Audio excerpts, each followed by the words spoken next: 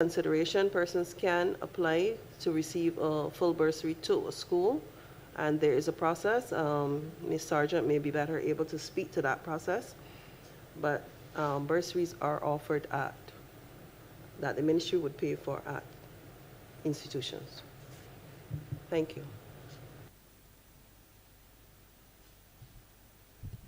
Mr. Chair, could perhaps Ms. Sargent speak towards the process, because there's a feeling by some that it may be a bit bureaucratic and difficult to access. Certainly I know it was so under the previous government when I was an opposition MP and I inquired. It was extremely difficult to access these grants. So I'm just wondering what's the present position. Thank you, Minister. Any parent wishing to access special education at one of the private schools, what we call government-assisted private special schools, can make their application in writing. Upon receipt of that application, a social worker is dispersed to the home, to the family, to carry out an assessment and gather the relevant documentation in support of the application. Once gathered, the information is fed to the senior administrative arm of the ministry for approval. I think that is a non-intrusive process, and as I would have indicated, now that we have additional staff, those processes are all speeded up. Thank you. Mr. Chairman, I really have to acknowledge that when the clients or the persons we serve as a ministry are saying to us that some of our processes are not serving them in the best way, there may very well be a need for us to review those processes and see what is happening. And I really would welcome the opportunity to speak with the Honourable Member Moore, who has been working with persons with disabilities for many years, to understand what are some of the other frustrations across the system that they are witnessing and experiencing, because it is part of their experience of how government interacts with them, how government serves them, and that we get the opportunity to hear from that perspective and to be able to look at what in the processes we can improve to make sure that we are more client-centered, that we are more service-oriented, and that we are really and truly serving their needs and not making it difficult for persons in an already difficult situation to be able to access education and services of this ministry. Thank you, Minister, and thank you, Mr. Chairman. Thank you, Honourable Member for St. Thomas. Thank you very much, Mr. Chair. Good afternoon, colleagues and other distinguished members in the from the Ministry of Education. I wish to thank those members who have been able to give us some insights as to what is happening, and I think at the outset we must acknowledge that it is a very complex ministry, and therefore there are going to be flips and flops, but many successes as the years go by. I want to commend the previous minister and now the current minister and her team for the efforts they are making. I want to indicate my concerns about the special needs in much the same way as the Honourable Member for St. James North, and to indicate that we have got so many children in the system who have special needs, but because of the impoverished environments in which some of them live, they do not have the wherewithal to be able to purchase electronic devices. And I'm referring now to some of those children who are also in the private schools and special schools across Barbados. We have many organizations that have been assisting with persons with special needs. And I believe government has to make the decision, if it has not yet done it, to assist them with devices that those children with the special needs at the private school, whose parents cannot get them into the special schools because of limited space, and because of traveling and all that. I would like to find out if those children will or are included at this time, because when I checked last year, that was not at all possible. I also want to draw to the attention that I know that there used to be one psychologist in education. I believe now that as we advance with these new plans to help to make it, the facility more accommodating for all as far as possible, but many more compared to the past, I would like to know if there are more psychologists provided. I have seen too many children in the system who at primary level have been recommended from nursery and infants because of challenges, and sometimes they transition to the secondary level and they have not been able to get the necessary investigations done to be able to determine what their challenges are. It's okay for people to talk, but mental challenges, mental illnesses impact on children in much the same way as they do adults. And we know that there's schizophrenia that impacts. Now that we have COVID, that even creates so much more challenges when it comes to depression and all that. And I believe that we need to get to the stage now where we treat to our special needs children as before. I am proud to have learned that the Edna Nichols Center will be reestablished. I think it was myopic in the actions of the former administration to have closed a school of that nature, where so many hundreds of them in the programs that were offered previously, I believe from 1996 until it was closed, there are so many thousands of young people who were turned out that for that, not having that school, they would have been lost or out to sea, as one would say, and of course they will be involved in crime and other activities that we would not want for anybody. So I would like to remind members, not the educational folk, no, but Barbados in general, that when we talk about each one matters, quality education for all, those with the special needs should be included in this exercise. I'm happy to about the New Horizon School. I don't know if it will be renamed, but one must acknowledge that most of those children are males, and that they are mostly poor people's children, the most vulnerable. And therefore, to have got the specialized staff working in collaboration with the parents, I believe that that is a good step forward. And it brings me to the question as to the Mount St.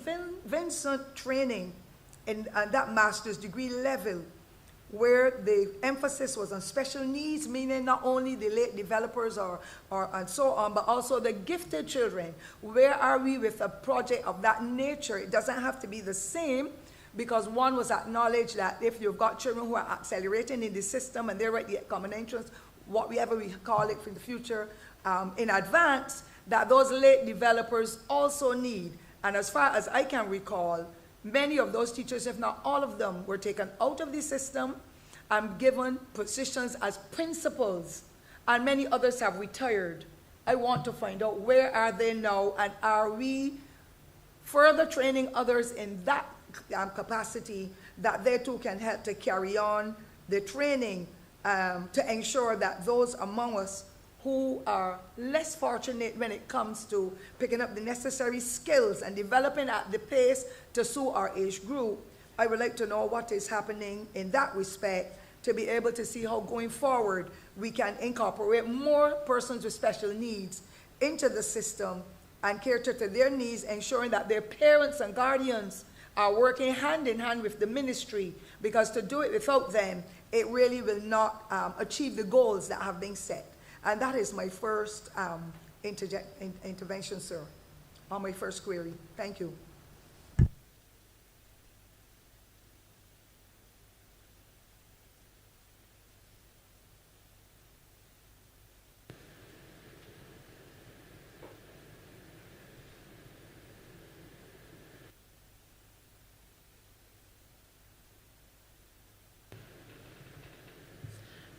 Thank you, Honourable Member, for that question. There were a number of sub-questions that we saw in there. Certainly the first one relates to the mental and emotional well-being of our students and our education community. And I wish to invite Juanita Brathwaite-Wharton. She is our senior psychologist, because the ministry has been making tremendous investment in terms of supporting the mental and emotional well-being and health of the community we serve. And I would like very much for her to share some of the tremendous work that we've been doing in that area. Of course, there's always more that we can do, but I think we have made significant strides, certainly in the last couple of years.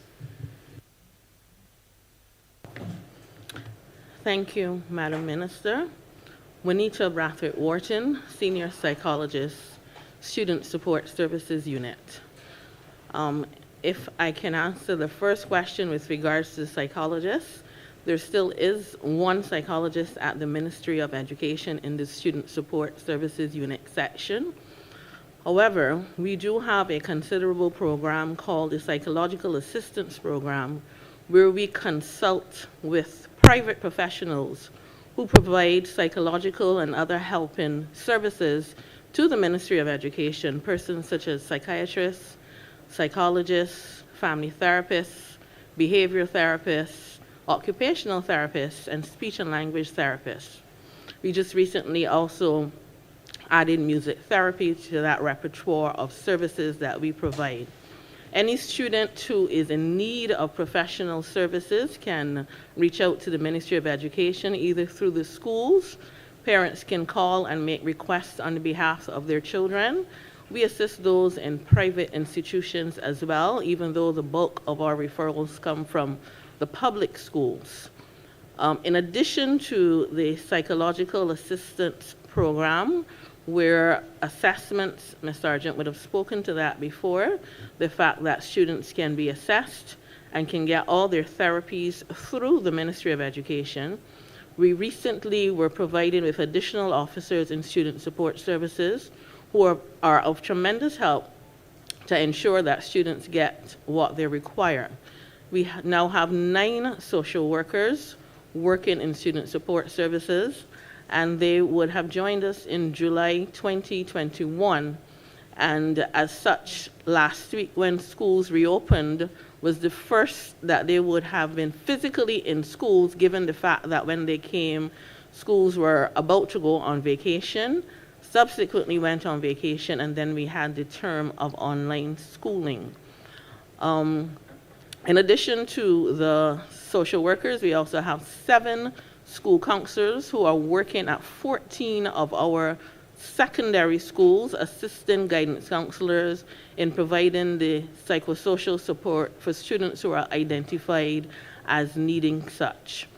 A question was asked with regards to the training of special needs teachers and the Mount St. Vincent program.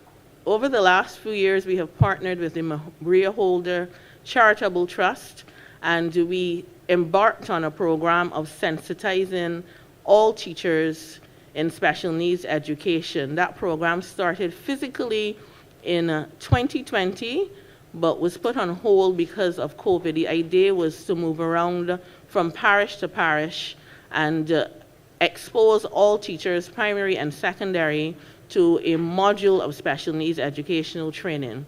However, there is an additional part of that program that involves the special needs certificate at the Erdison Teachers Training College, which continued even throughout the COVID-19 pandemic.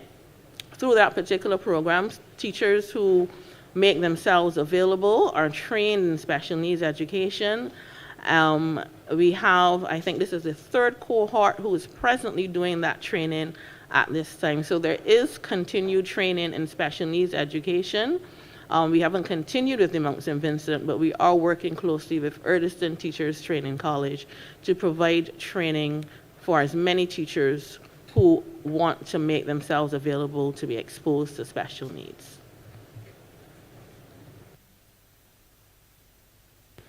And I'd also want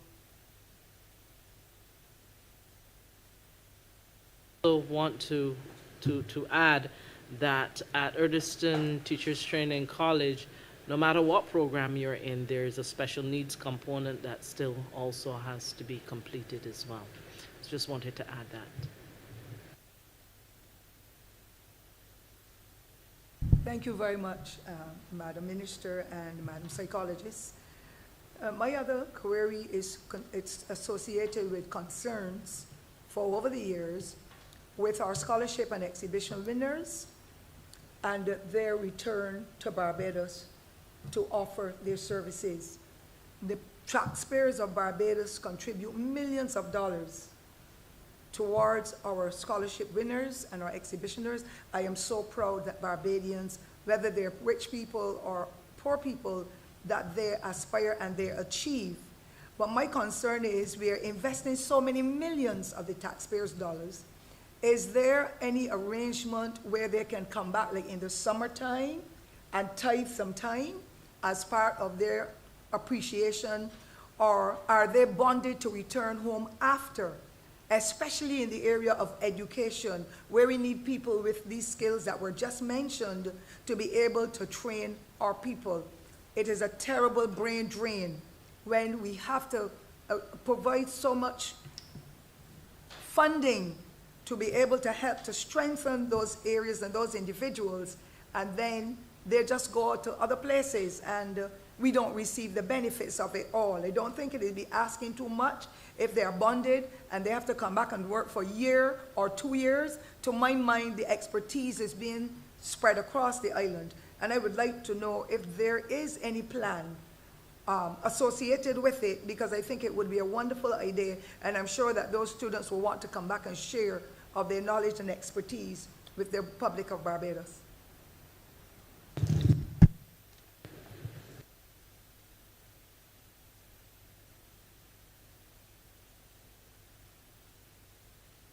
Member, I will certainly wish to support the fact that once we have invested, that we ought not to lose that investment, that the return on that investment should really be something that we continue to reap.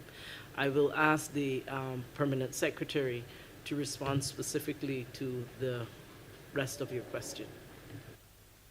Thank you, Minister. Thank you, Honourable Minister, for the question. I certainly agree with you that the return on investment is something that should be looked at. Now, yes, the students are bonded, and very often you get a request asking to either change a course or maybe to upgrade, they want to upgrade their qualification and they ask for extension of time. But yes, bonding is part of the agreement. That's part of the terms and conditions. The Ministry of Education is going to review the programs that are under that unit with the intention of ensuring that we have a good grasp on the scholarships, the categories that are done, and that we are able to put a program in place to ensure that the return on the investment from the government of Barbados is that the Barbadian public do benefit from the expenditure that has been spent on an annual basis to support these students. So yes, it is something that is going to be looked at, and we hope that the next time that we sit here to report to the public, that we can favorably indicate what are the plans pertaining to those changes. And I would add, Honourable Member, that oftentimes the story we hear is that there are no opportunities in Barbados for the students to engage in.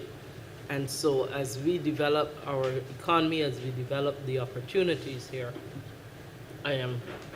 we are looking forward to that doing better in that regard, so that they do have a place to come back to in a way that is meaningful. Thank you very much. My final comment, sir. I'm not gonna dwell on expulsions and suspensions and all that, and the truancy officers and their roles that NIPS play, but I acknowledge that there's so many scores of young people under the age of 16 who have not been to school. I'm not talking about the COVID situation, I'm talking about previous to that. I see some 13-year-olds and 14-year-olds who have not gone back to school for more than a year.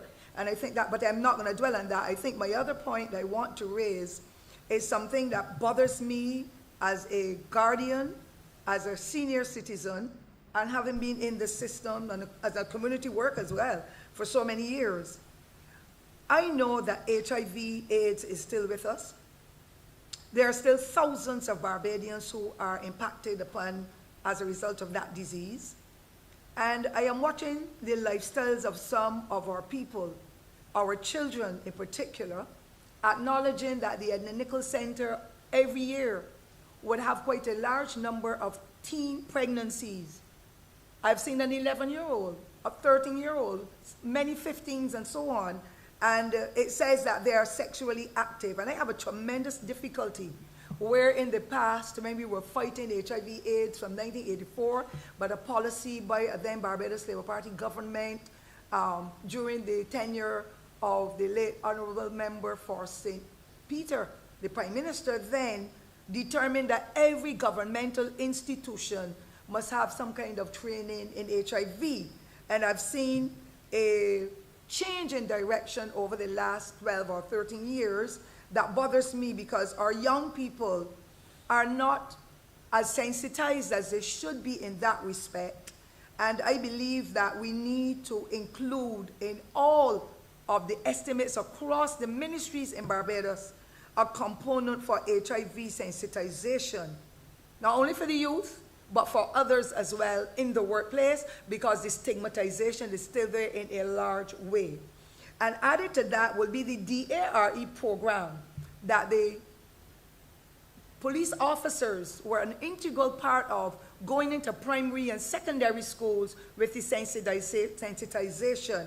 We know that there's so many young people who have been exposed to drugs for one reason or another. And if we want to really preserve our youth, that they can be most productive, especially in their young age, we need to have those programs going again, if they have not stopped fully, to be able to ensure that that sensitization of the children, as well as the parents and guardians and the teachers who don't know how to detect it as easily as the children, and some of the sweets and other things that are being sold on the school's perimeter that seem to contain whatever additives that help to make these children so hyperactive and to drug them out and all that. I believe that we need to put more emphasis with the council, the Substance Abuse Council, to be able to make sure that we reach more of our young people and not just children, because there are many in the university who don't understand their role, or at the other tertiary institutions. And so I'm trying to find out from you, Honourable Minister, and your team, where are we with that in the whole HIV and DARE sensitization of our youth? That should also still be a component of Youth Affairs Department. I wish to thank you, Mr. Chairman.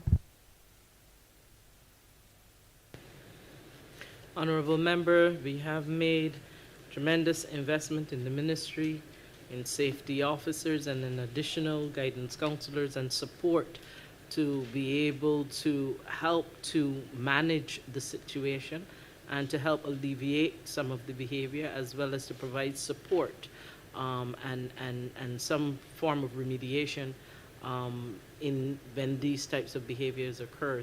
I am going to ask Case Sergeant to speak more specifically to the work we're doing in that regard.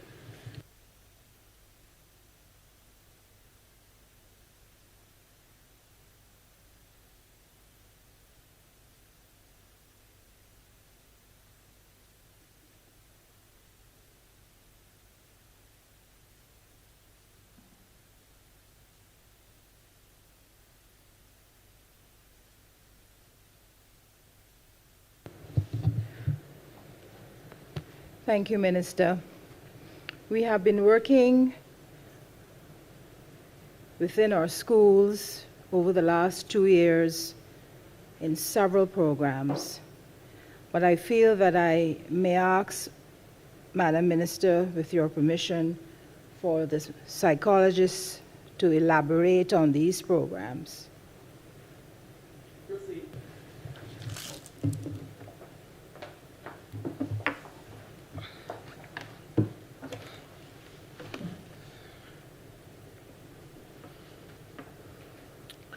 Juanita Brathwaite-Wharton, Senior Psychologist. As Minister indicated, the safety officers who have been allocated to student services in November 2020 have been working assiduously in a number of areas to reduce risks to students with regards to behavior, anger management, conflict resolution, safe health behaviors as well. Most of the work that was done over the last year and a half or so has been done in the online forum because of the COVID-19 pandemic. The safety officers, like the school counselors and the social workers, have now moved into the physical environs since February 21st when schools reopened. But we have been offering programs from the primary level through the secondary level. We've also been working closely with guidance counselors. The health and family life education syllabus provides the kind of intervention that Minister Ford would have alluded to for all students who are exposed to it. And the directive of the Ministry of Education is that health and family life should be offered to students throughout the primary school system as well as throughout the secondary school system. That program offers universal education to every student who is engaged in health and family life classes with regards to safe behaviors.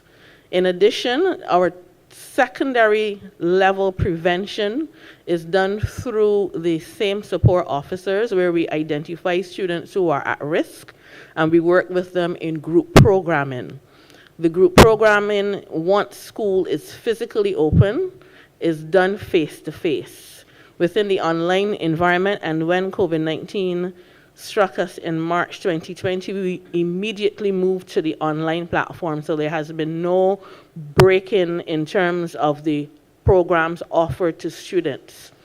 And then we identify those students who have benefited from the group programs, but still need more intervention. And those are the students that we would then refer to the private professionals that I spoke of earlier that consult with the Ministry of Education. So we are looking at safety and health risks with regards to students.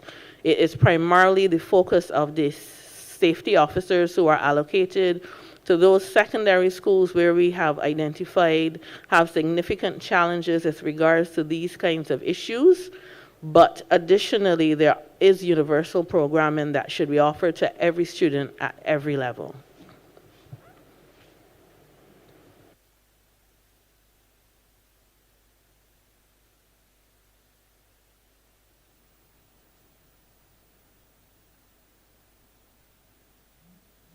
No, you want, oh, well, I'm thankful for the other comment then, which was being, I thought I had exhausted.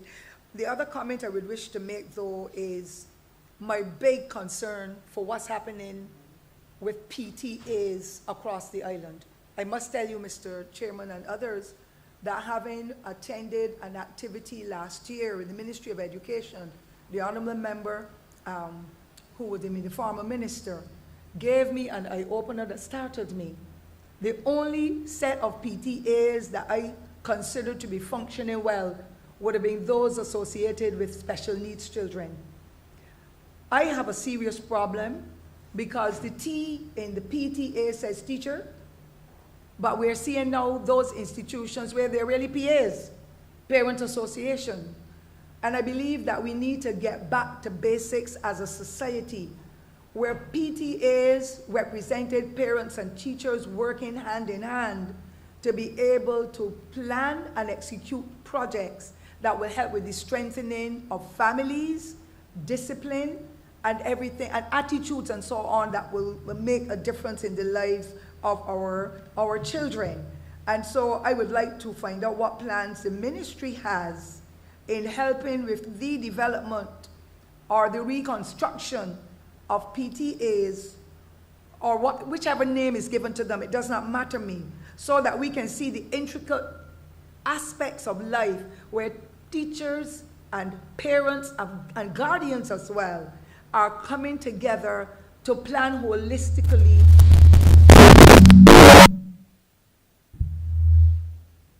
in a more holistic way for the students who are in their care. The bonding is necessary. It has worked for us for many, many years, and I believe now more than ever, we have to have that kind of a relationship, because children who know that the teachers know their parents, for me, behave differently, having been in the system for so long, than children who know their parents are not going to come.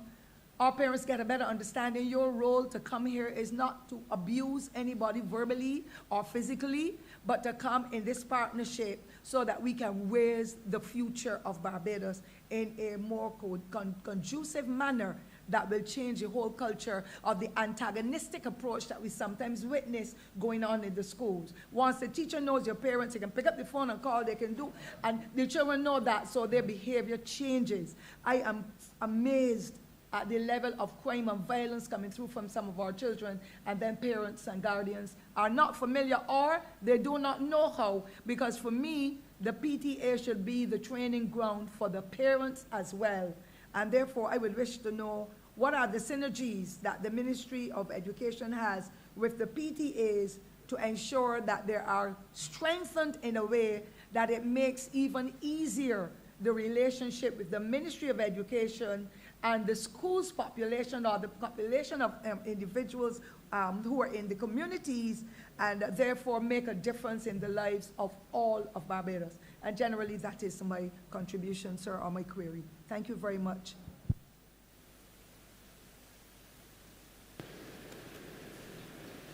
Thank you, Honourable Member.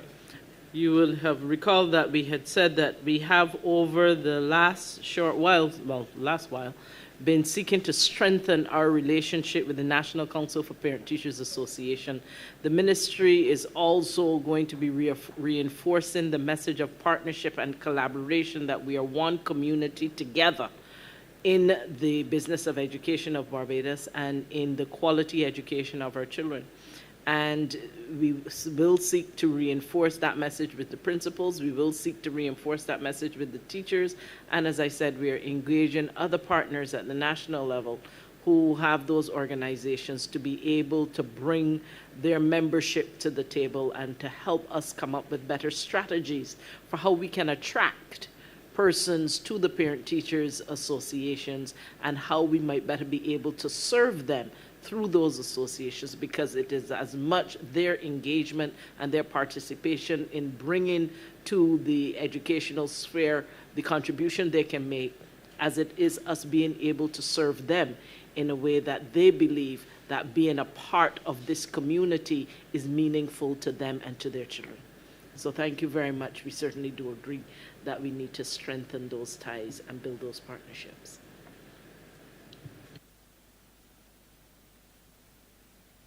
Thank you, Honourable Member for St. Andrew.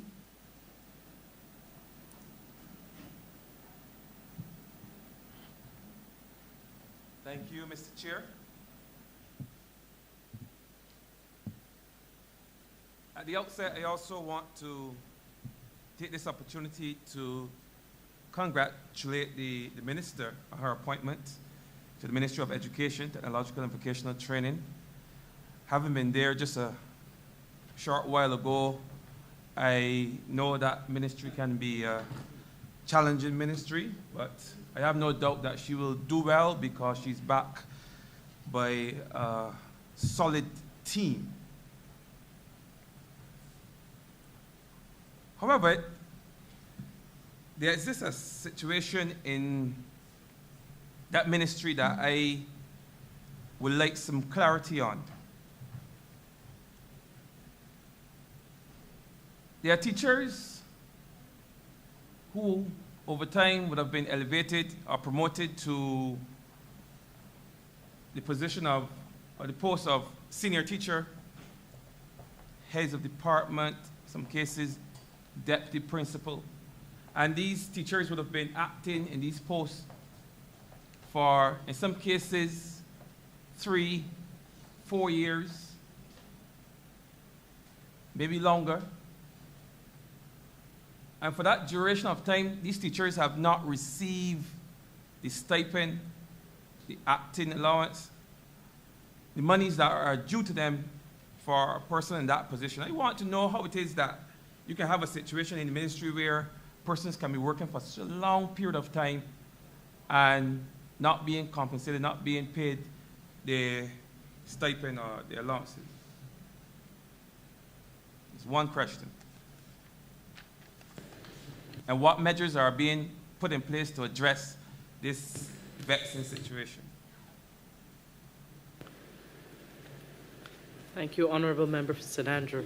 I'm going to ask the Permanent Secretary to speak to this matter, and if there's further elaboration required, Ms. Joy Adamson.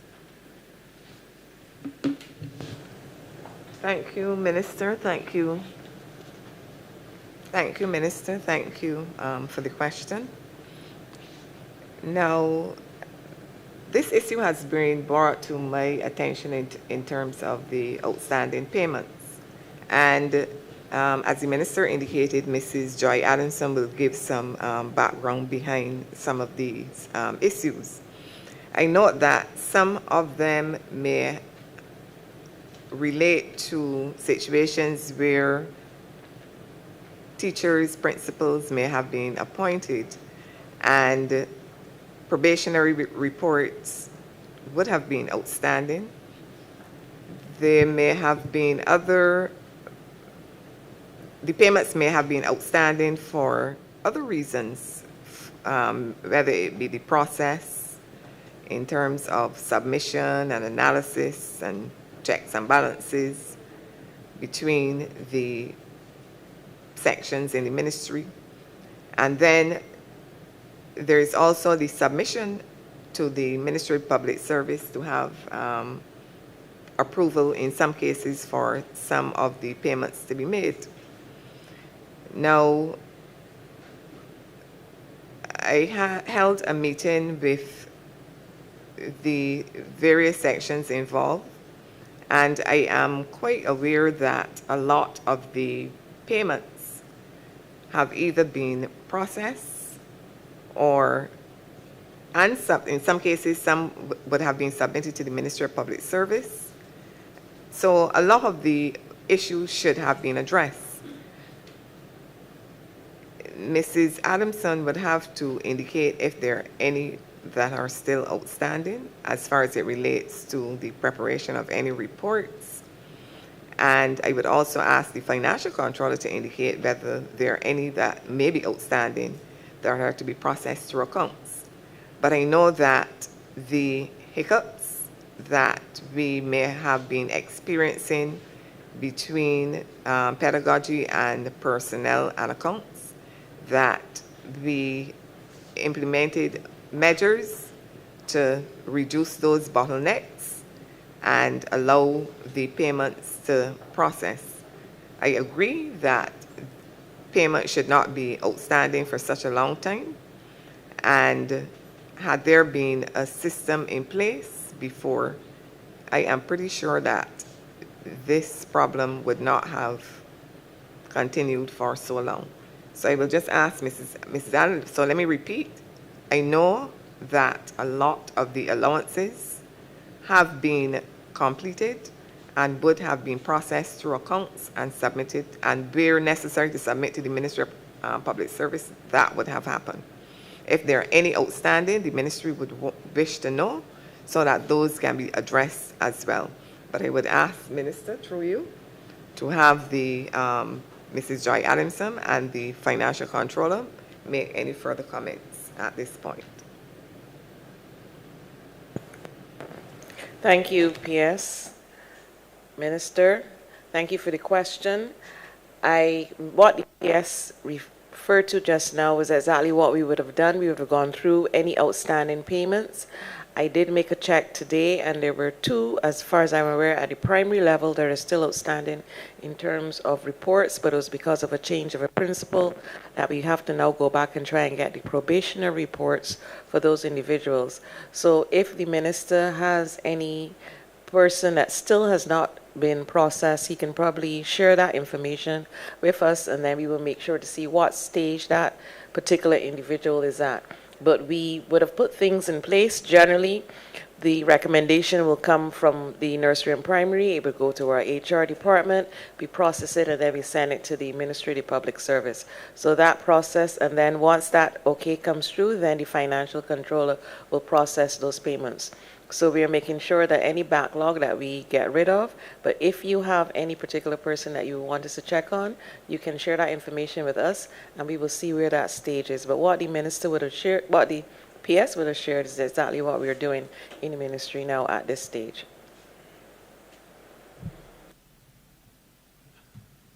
Thank you,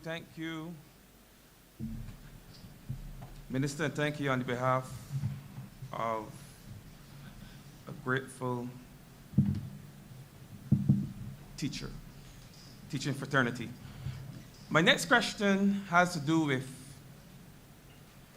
the disparity that exists between those who explore or those who pursue studies in traditional academic subjects and those who pursue studies in technical and vocational training. For many years, TechVoc, as we call it, was seen as a second chance program, a second chance opportunity.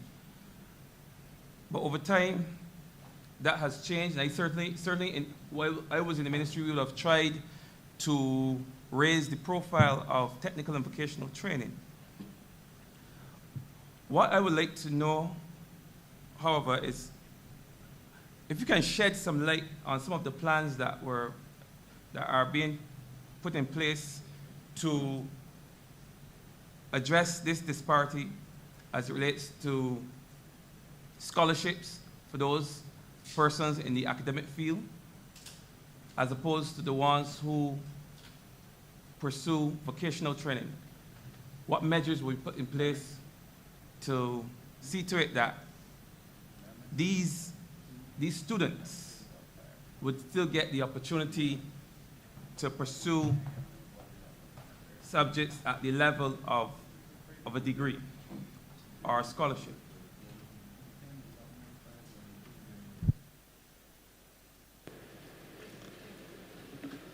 Honourable Member, dealing with that from 2 ends, one of the things that we were discussing just earlier is the idea that the same way there are, when we deal with certain disparities, of course this doesn't deal with all of the disparities, but certainly one disparity is that we have those scholarships for persons in academic pursuits, and we do not have similar scholarships for persons in the technical and vocational line, and that is certainly something that we would want to continue to explore to see how we can best bring better parity in that regard. I am also going to point to the fact that there is also a proposal as part of our reform program for there to be a greater profile for technical and vocational study, and that there be opportunities for awards in those areas as well. I'm going to ask also Ian Drakes from Samuel Jackman Prescott Polytechnic to weigh in on this subject at this time.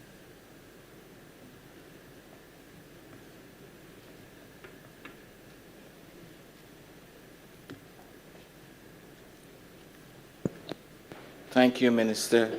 Thank you, Honourable Member, for that question. As it relates to addressing the disparity, I would want to say that about 3 years ago, the TVET Council, and I'm going to ask the Minister's permission to let Ms. Wendy McLean speak on that, would have submitted a proposal where we were looking at how tertiary institutions should be part of the scholarship award. And at this time, I would ask Ms. Wendy McLean to address that for us. Thank you. Honourable Minister.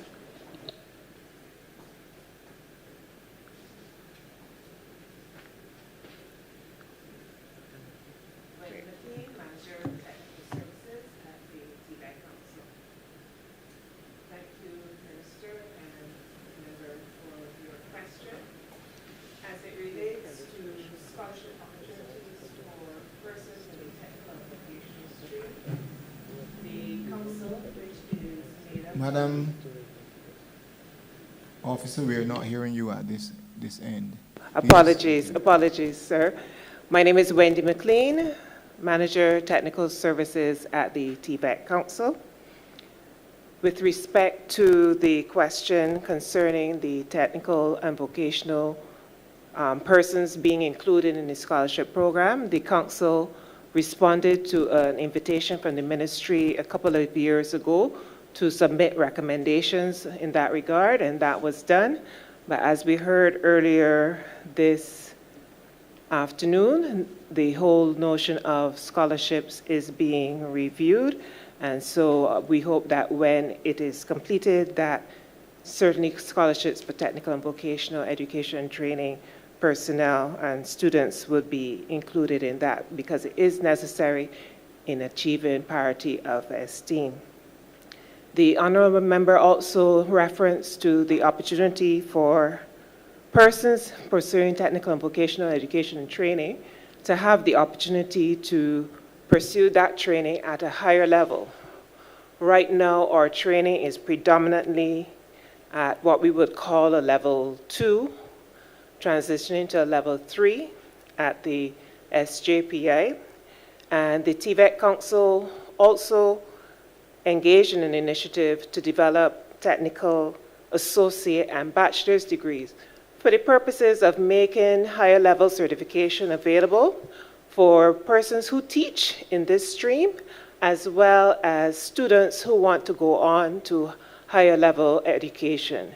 Right now, once they have achieved maybe their technical certificates at the Institute of Technology, there is not much further for them to go in terms of an associate degree or a bachelor's degree. And so we have started that process with the ministry's blessings, and we have started work in collaboration with the Manufacturers Association in developing a degree in manufacturing technology. And the TVET Council has been working with members of staff from the Barbados Community College and with occupational experts from the Manufacturers Association to build out that degree. Also on the cards, we are working on a degree for game art and animation. And there are several other disciplines that we are identifying, and we will make the selection of priorities based on consultation with various industries. So just to let you know, we are intent on raising the bar of technical and vocational education and training and giving opportunities for persons in that stream to benefit from higher level certification and the recognition that this area of education deserves. Thank you.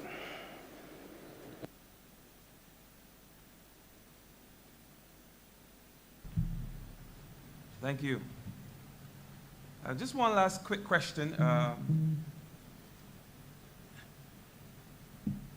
Given the restart of face-to-face classes and the dependence on technology over the period, over the last 2 years or so, will there be a clear policy going forward on the use of cell phones in school? My reason for asking is that even as we speak, there are still students whose cell phones are being taken away in the schools.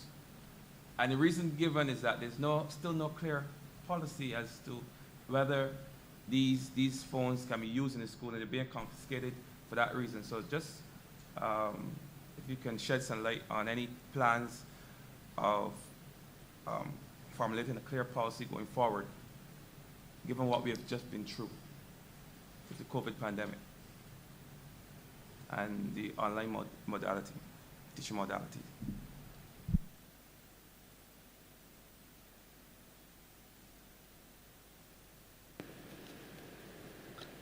Honourable Member, there is currently a no cell phone policy in school, and there is flexibility that is given at the sixth form level.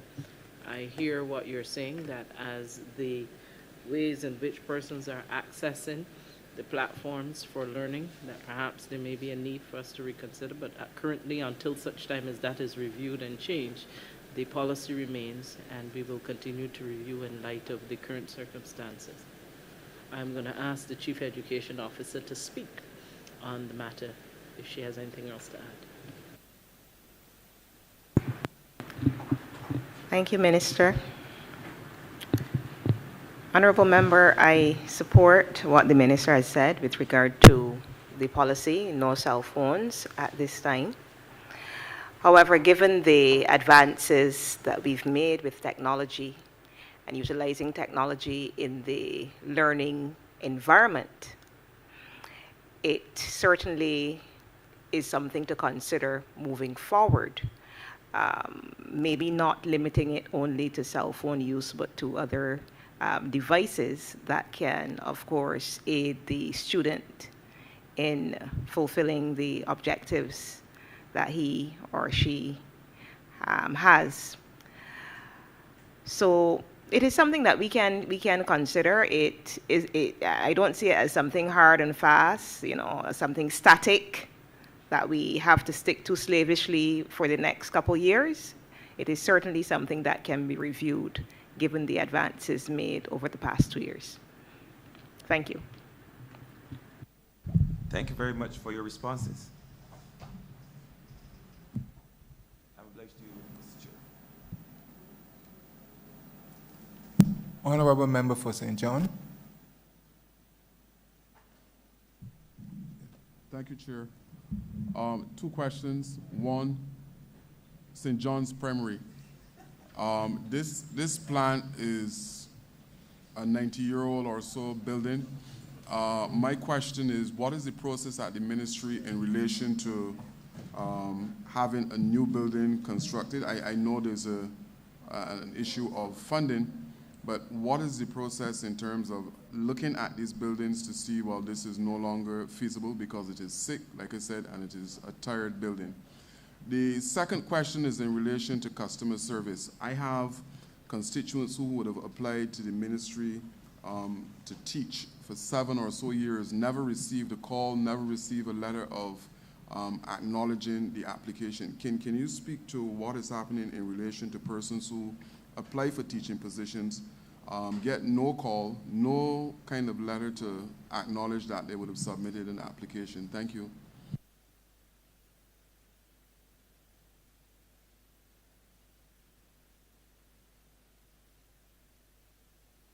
Member, I'm going to ask Francisco Miller from our management, technical management unit to speak to you with regards to the question on the St. John's Primary School. And following that, I'm going to ask Ms. Joy Adamson to speak to you with regards to the matter of applications and the service surrounding such. The question, Minister. In terms of St. John Primary School, I recall that some years ago, a decision was made to look at some alternative sites for the school in terms of having government do acquisition. However, no firm decision was taken on that a possible location.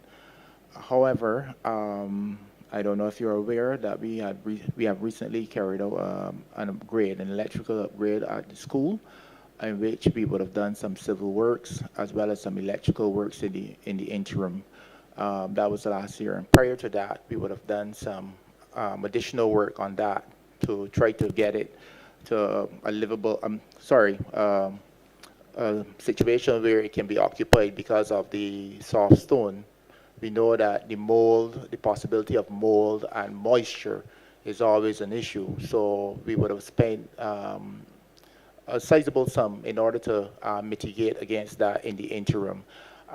In terms of having an alternative, that would take some years in terms of designs, acquisition of property and stuff like that. So that is something that we can look into in the interim, but right now we just try to make the students and staff at the school as comfortable as possible while we look for alternative sites or funding in order to construct a new school. Thank you. Sir, you just said that years ago you were looking at St. John's School, but now you're telling me it's going to take years again to do a design? I don't understand. So the years that you were looking, you were not planning the design then? I can show you a location in the constituency that can carry 2 primary schools when you're available.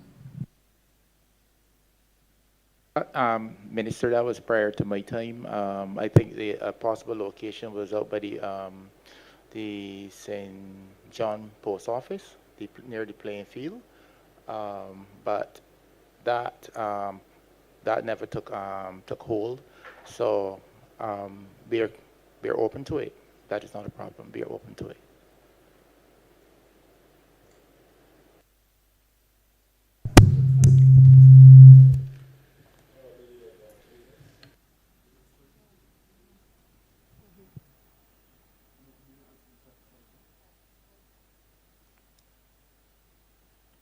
Second question?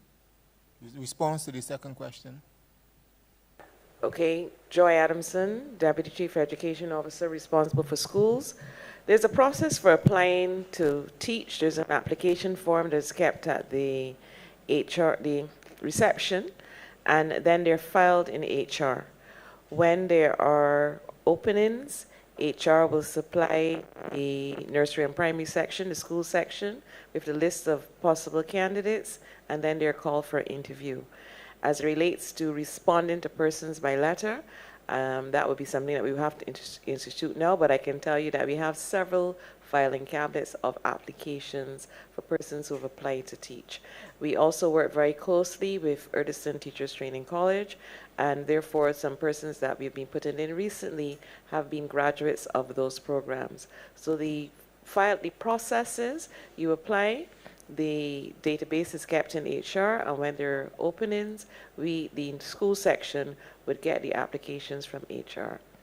So I hope that answers your question, sir. And if you can share, I can see the 7 persons that the persons who said they had several years, that we can look to see where we are in terms of where that person is placed in the database. Thank you. Anything else?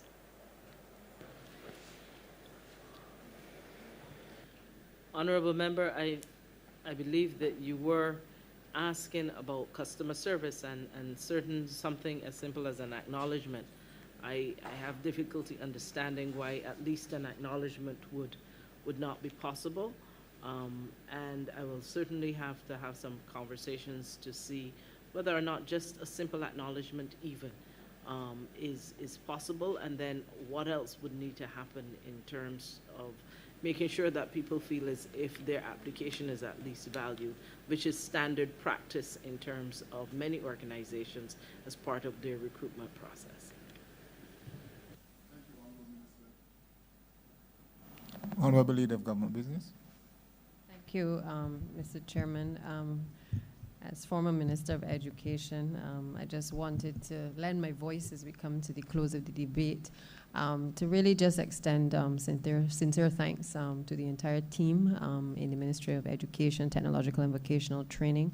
I want to commend the Honourable Minister. I know it's only been a few weeks, but I sense that she has gotten a firm grasp of the issues in a short space of time. I know that the first few weeks have been focused primarily on the return to school, and obviously a lot has had to be done in order for students to return to the school plant. Much has been said throughout the course of this debate as it relates to the agenda for government in terms of reform.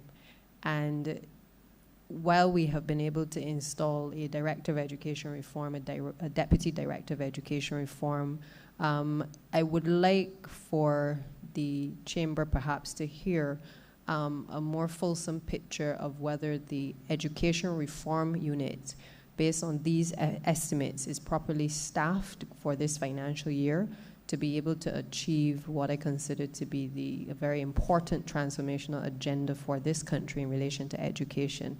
we have now are coming out of the pandemic, or the worst effects of the pandemic.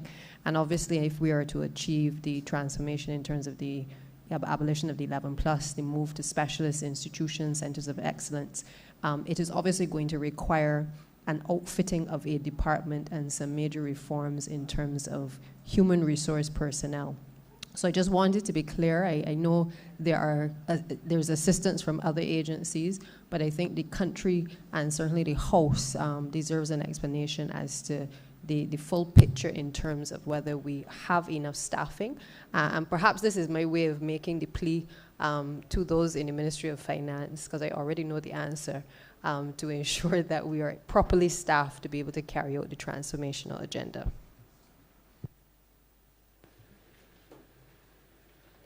Honourable Member for St. Michael Southeast, you haven't sat in this chair. I am sure that you perhaps know part of the answer to your question.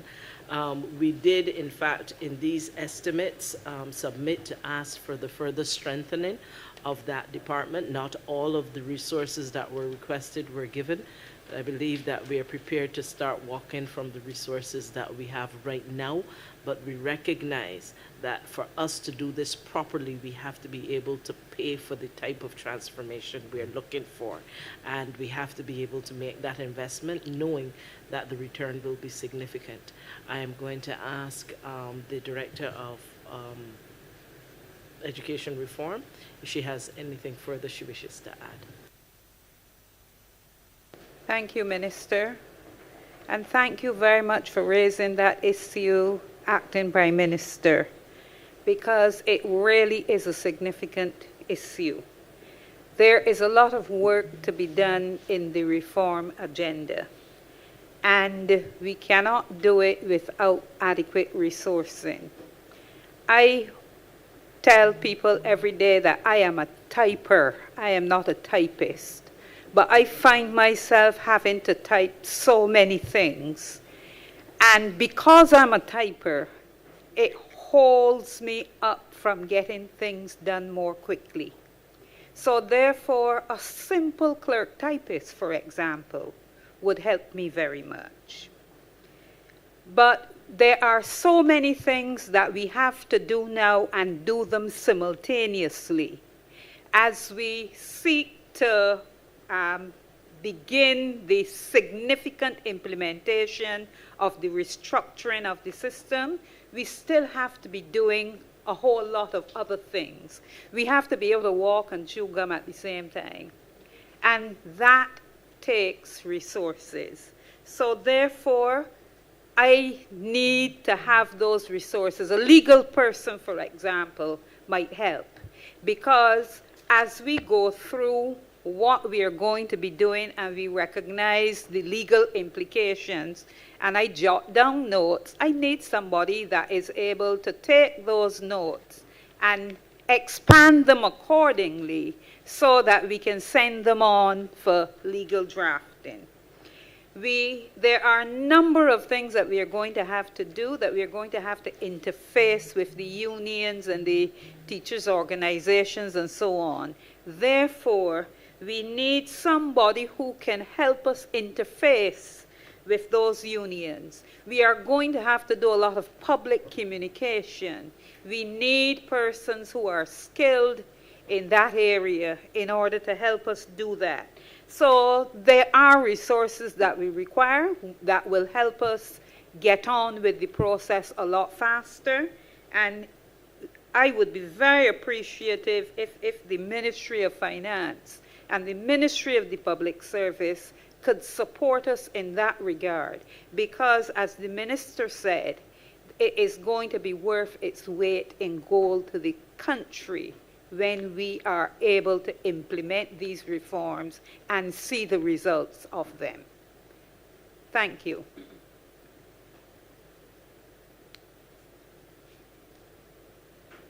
Thank you, Honourable Member for St. Michael West Thank Central. Thank you, Mr. Chairman. Let me also join in congratulating the new minister, the Honourable Member in her new role, and I'm sure she will do exceptionally well as she's done in the past in her new role, and to all of her officials as well. Just one quick comment and perhaps a point for consideration. As you know, I represent St. Michael West Central, and in St. Michael West Central is the Lawrence T. Gay Memorial School, which also caters not only to the students within St. Michael West Central, but also in the neighboring constituency of St. Michael Northeast. And I wonder if it's at all possible if consideration could be given, if not in this year's, in the forthcoming year's estimates, if consideration could be given sometime, whenever you have the required resources, to maybe an auditorium covering the existing hardcore facility at the LT Gay School. Too often when there's a need for prayers and other assemblies in the area, it is always challenging, especially when there's rainfall, and this oftentimes curtails certain activities.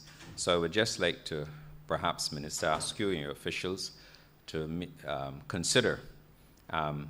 Doesn't have to be right away because I understand the financial constraints that we are faced with, but if due consideration could be given to maybe an auditorium in that general area, especially over the hardcore or in the outer area, just before the administrative block.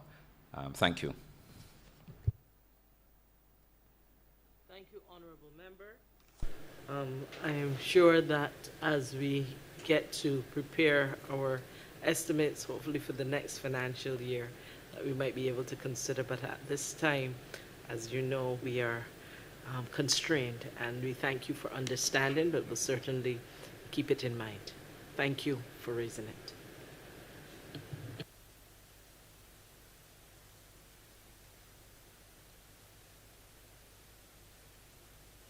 Thank you, Honourable Minister. You may now proceed to wrap up.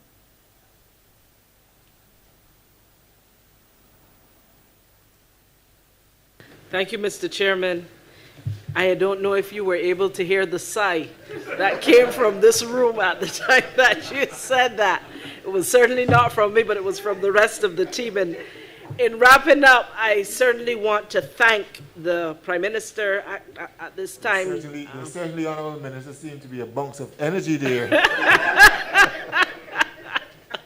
The Honourable Member from St. Michael's Southeast, who sat in this chair. She's now Prime Minister at this time, and I really want to thank her for the tremendous work that she has done in this ministry to bring it this far, and the support that she has given me in making the transition at this particular time. But as we move forward with the estimates for the 2022-2023 year, we want to continue to make equitable access to quality education for boys and girls alike a priority. We want to continue to make sure that the system that we will evolve over this next year will be geared towards the needs of students, including those with special needs and disabilities. We will want to ensure that the synergies that we have already seen and that we have already started to work with programs across government to share space, to build skills, and to create other linkages, whether it's with the Ministry of Health and Wellness, whether it's with agriculture, whether it's with the economy, or any other area. We look forward to coding and robotics taking prominence as we seek to ensure that we are preparing our children for the jobs of the future. We want to continue to work towards a healthier Barbados. That linkage, Ministry of Health, through our school meals and the reform that we're seeking to do there is significant. We also want to continue to make sure that technical and vocational training, the need is the ability to respond to the need is expanded, and that indeed we are able to give the proper kinds of certification that will run the full gamut of our educational system. With that, Mr. President, Mr. Chairman, I wish to thank the entire team here at the Ministry of Education, Technological and Vocational Training, who have really and truly been there. They have met, they have shared, they have done their best, and I know that they will continue to put their best foot forward for the people of Barbados. That said, sir, I beg to move that Head 87 in the sum of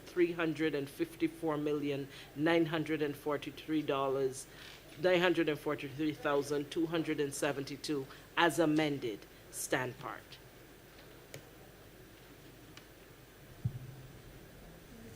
The question is that Head 87 as amended stand part. Correct. All honorable members in favor, please say aye. Honorable members against, please say nay. Methinks the ayes have it. Honorable Leader of Government Business. Thank you, Mr. Chairman. I beg to move that you do not report progress to His Honor the Speaker and beg leave to sit again. The question is that I do now report progress to His Honor the Speaker and ask for leave to sit again. All honorable members in favor, please say aye. Honorable members against, please say nay. Methinks the ayes have it.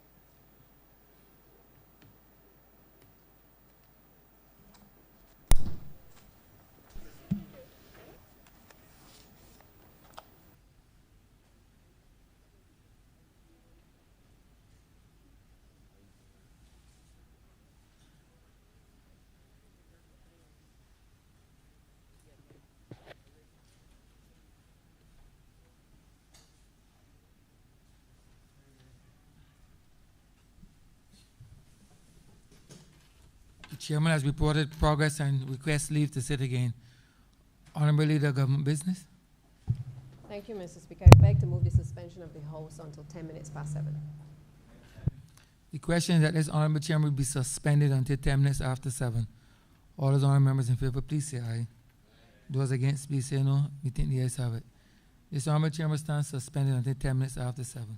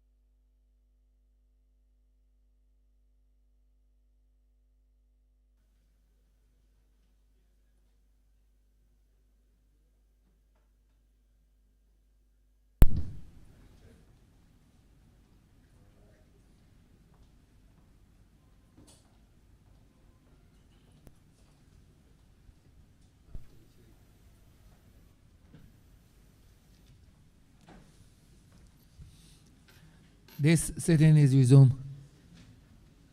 We return to Standing Finance Committee.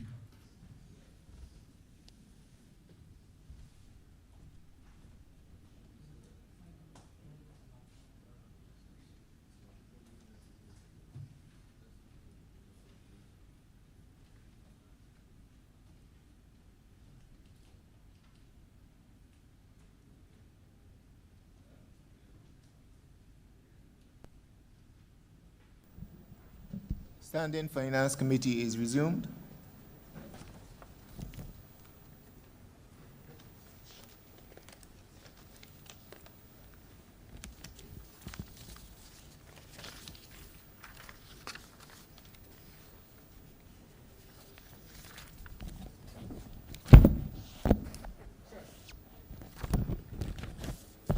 Sir, head time 10, Office of the President, $1,290,424.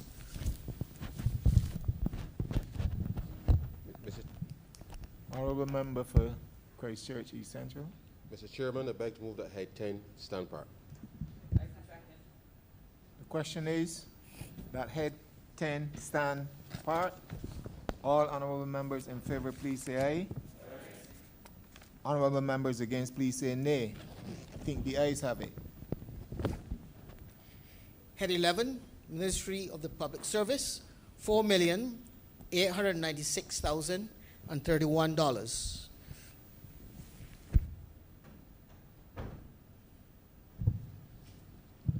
Chair, I beg to move that head 11 stand part. The question is that head 11 stand part. All honourable members in favor, please say aye. Honourable members against, please say nay. We think the ayes have it. Head 12, Parliament, $11,588,724. Chair, I beg to move that head 12 stand part. The question is that head 12 stand part. All honourable members in favor, please say aye. Honourable members against, please say nay. Methinks the ayes have it. Head 13, Prime Minister's Office as amended, $149,106,289. Chair, I beg to move that head 13 stand part as amended. The question is that head 13 stand part as amended. All honourable members in favor, please say aye. Honourable members against, please say nay. We think the ayes have it. Head 15, Cabinet Office as amended, $17,719,302. Mr. Chairman, I beg to move that head 15 stand part as amended. The question is that head 15 stand part as amended. All honourable members in favor, please say aye. All members against, please say nay. Methinks the ayes have it. Head 17, Ombudsman, $459,291. Mr. Chairman, I beg to move that head 17 stand part. The question is that head 17 stand part. All honourable members in favor, please say aye. Honourable members against, please say nay. Methinks the ayes have it. Head 18, Audit, $704,669. Mr. Chairman, I beg to move that head 18 stand part. The question is that head 18 stand part. All honourable members in favor, please say aye. Honourable members against, please say nay. Methinks the ayes have it. Head 19, Treasury, $54 million. Mr. Chairman, I beg to move that head 19 stand part. The question is that head 19 stand part. All honourable members in favor, please say aye. Honourable members against, please say nay. Methinks the ayes have it. Head 27, Ministry of Tourism and International Transport as amended, $24,023,570. Mr. Chairman, I beg to move that head 27 as amended stand part. The question is that head 27 as amended stand part. All honorable members in favor, please say aye. All members against, please say nay. Methinks the ayes have it. Head 29, Director of Public Prosecutions, $897,140. Mr. Chairman, I beg to move that head 29 stand part. The question is that head 29 stand part. All honorable members in favor, please say aye. Honorable members against, please say nay. Methinks the ayes have it. Head 30, Attorney General, as amended, $79,340,236. Mr. Chairman, I beg to move that head 30 as amended stand part. The question is that head 30 as amended stand part. All honorable members in favor, please say aye. Honorable members against, please say nay. Methinks the ayes have it. Head 31, recommitted, and as amended, Ministry of Industry, Innovation, Science and Technology, $41,051,532. Mr. Chairman, I beg to move that head 31 stand part as amended. The question is that head 31 as amended and recommitted stand part. All honorable members in favor, please say aye. Honorable members against, please say nay. Methinks the ayes have it. Head 32, Minister of Foreign Affairs and Foreign Trade, $62,626,877. I beg that head 32 stand part. Wait a second. The question is that head 32 stand part. All honorable members in favor, please say aye. All honorable members against, please say nay. Methinks the ayes have it. Head 33, Minister of Home Affairs and Information, as amended, $61,914,615. Chair, I beg to move that head 33 stand part as amended. The question is that head 33 as amended stand part. All honorable members in favor, please say aye. All members against, please say nay. Methinks the ayes have it.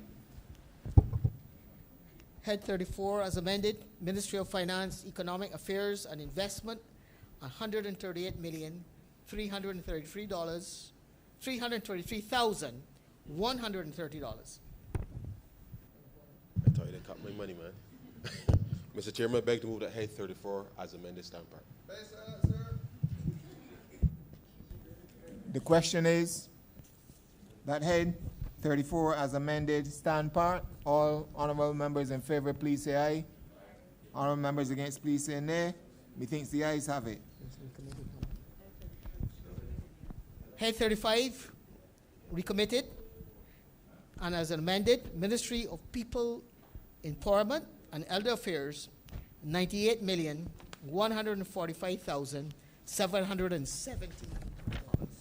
Mr. Speaker, I beg to move that. Mr. Chairman, I beg to move the head 35 stand part as amended. Thank you. The question is that head 35 stand part as amended. All honorable members in favor, please say aye. Honorable members against, please say nay. Methinks the ayes have it. Head 50, Post Office, $11,191,391.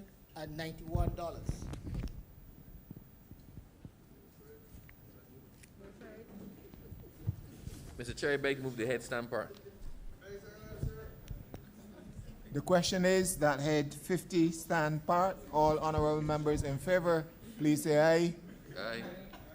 Honorable members against, please say nay. Methinks the ayes have it. Head 81, recommitted, Ministry of Transport, Works and Water Resources, in the sum of $112,722,601. Mr. Chairman, I beg to move that head 81 do not stand part as amended. The question is that head 81 as amended stand part. All honorable members in favor, please say aye. Honorable members against, please say nay. Methinks the ayes have it. Head 82 as amended, Ministry of Environment and National Beautification, $53,834,035. Mr. Chairman, I beg to move that head 82 as amended stand part. The question is that head 82 as amended stand part. All honorable members in favor, please say aye. Honorable members against, please say nay. Methinks the ayes have it. Head 84, Ministry of Labor, Social Security, and, sorry, I'll go back. Social Security and Third Sector, as amended, $62,848,329. Mr. Chairman, I beg to move that head 84 as amended stand part. I didn't call what? The question is that head 84 as amended stand part. All honorable members in favor, please say aye. Honorable members against, please say nay. Methinks the ayes have it.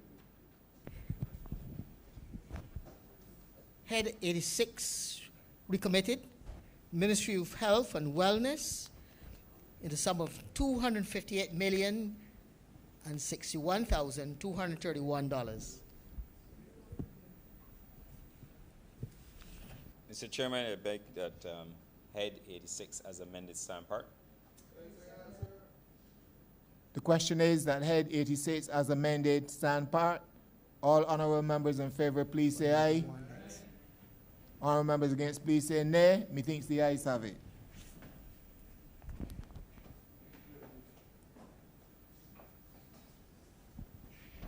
Head 91, recommitted, Ministry of Youth, Sports and Community Empowerment, in the sum of $50,545,678.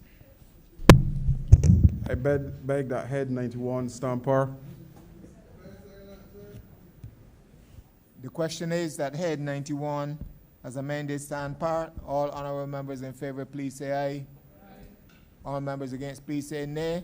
Methinks the ayes have it. Head 92, recommitted, Ministry of Energy and Business Development, in the revised sum of $42,793,301. Mr. Chairman, I beg to move that head 92 as amended stand part. The question is that head 92 as amended stand part. All honorable members in favor, please say aye. All members against, please say nay. Methinks the ayes have it. Head 93, Ministry of Housing and Lands and Maintenance, $104,715,153. Mr. Chairman, I beg to move that head 93 stand part. The question is that head 93 stand part. All honorable members in favor, please say aye. All members against, please say nay. Methinks the ayes have it.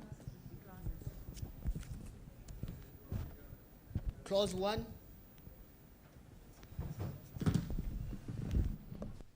Mr. Chairman, I beg to move that clause 1 stand part.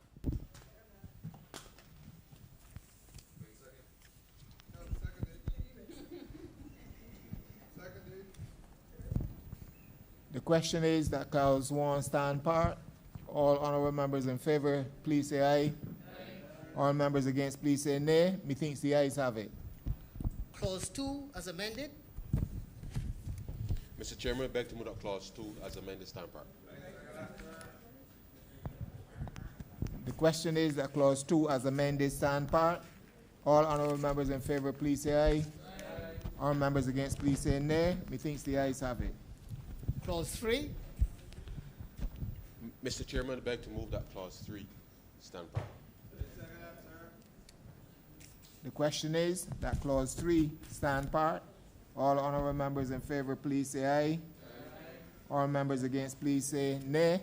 Methinks the ayes have it. Clause 4. Mr. Chairman, I beg to move that clause 4 stand part. The question is that clause 4 stand part. All honourable members in favour, please say aye. All members against, please say nay. Methinks the ayes have it. Schedule as amended. Mr. Chairman, I beg to move that the schedule as amended be the schedule to the bill.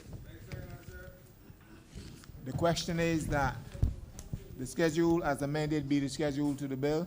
All honourable members in favour, please say aye. All members against, please say nay. Methinks the ayes have it. Report.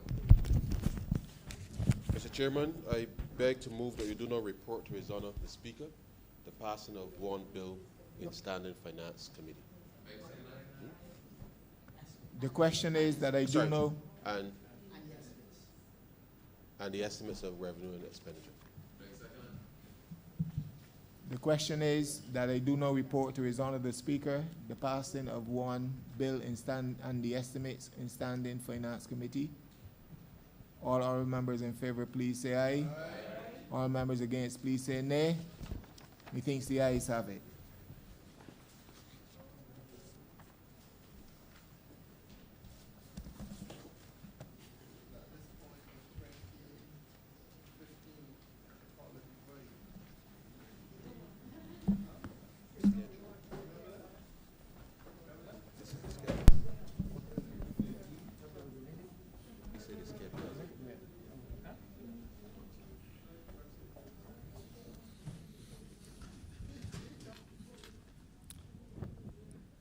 The bill was amended? The chairman of committee has reported the passing of one bill as amended in the Standing Finance Committee.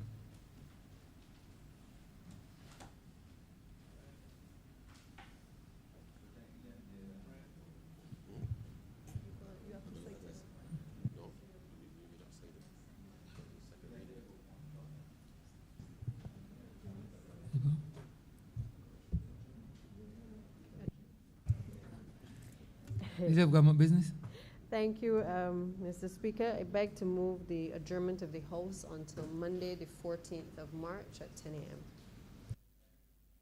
The question is that this honorable chamber be adjourned until Monday, the 14th day of March, 2022 at 10 a.m. in the forenoon. All those honorable members in favor, please say aye. Those against, please say no. Meeting the ayes have it. This honorable chamber stands adjourned until Monday, the 14th day of March, 2022 at 10 a.m. in the forenoon.